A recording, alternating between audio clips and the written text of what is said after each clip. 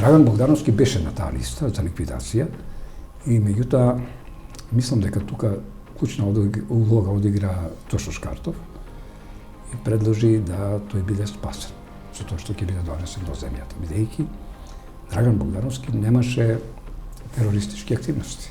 Тој пишуваше, го издаваше тој вестник Македонска нација, беше председател на Дом, подоцна, меѓутоа целата операција е една брилјант од професионален, полициски аспект, една брилјантно изведена акција.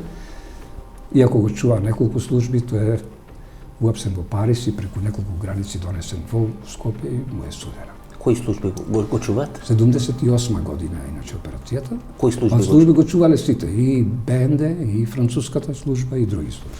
Вела дека Димитар Николовски ја води таа операција. Да, така знам дека учествувал на таа акција.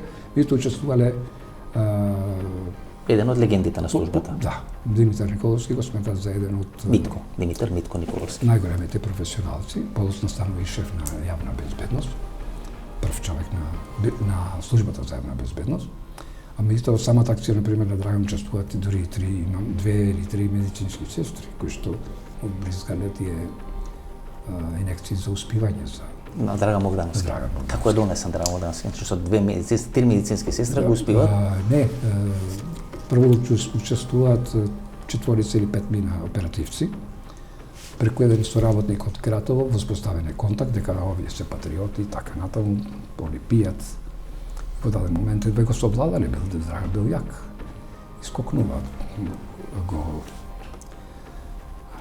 го совладуваат и потоа медицинските сестри му бризгуваат средство за успивање. Истата ноќ е ставен во кола, направен претходно оригинален дипломатски пасош. Југославија не имаше мал милион. Имаше така. Значи нашата служба го изведе, не сојузната. Значи македонската служба го изведе. Иначе да беше сојузната ќе ги читавме во тие нивни. Да, нивни херојски акции што ги читаме. Божа Спасич и така. Ќе читаш, мислиш се он сам направи така. Дека Джеймс Бонд унајмала рака. Да, каков Джеймс Бонд тоа? Да.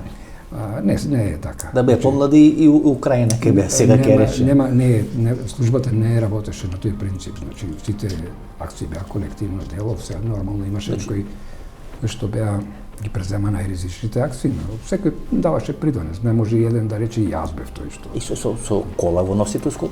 Со кола е донесен до Љубљана, поминува неколку граници и на сите граници, мислам, како смешка, како анегдота беше кажувано, амбасадорот спие.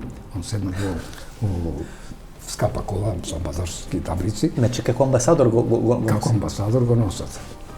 Амбасадор со дипломатски пасош направен на Драган Богдановски, амбасадорот тесто наркотици и плюс алкохол малце намирисат. И го носат до Љубљана. Донесен до Љубљана, оттаму со хеликоптер е донесен и однесен на Солунска глава прво, па после на ова што е во Јасен држан беше 6 месеци, мислам.